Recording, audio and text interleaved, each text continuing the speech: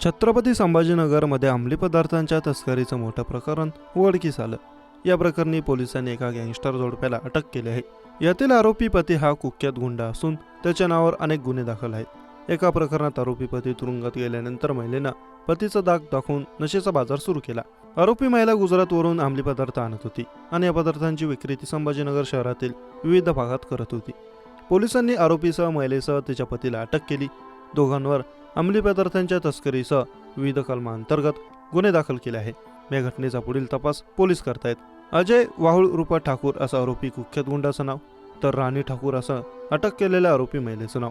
आरोपी अजय ठाकूर आणि राणी ठाकूर मागील काही वर्षांपासून छत्रपती संभाजीनगरमध्ये अंमली पदार्थांचं विक्रीचं नेटवर्क चालवतात। या घटनेची गुप्त माहिती पोलिसांना मिळाल्यानंतर पोलिसांनी छत्रपती संभाजीनगर शहरातील साईनगर परिसरातील आरोपींच्या घरावर छापा टाकला।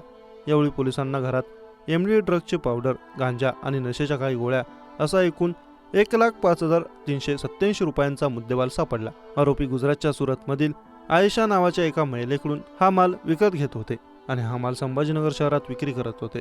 याबाबतची कबुली आरोपी ठाकूर याने पोलिसांना दिली।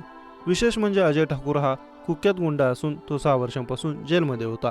त्यावेळी त्याची पत्नी राणी ठाकूर ही अंमली पदार्थांच्या विक्रीचा व्यवसाय सांभाळत होती।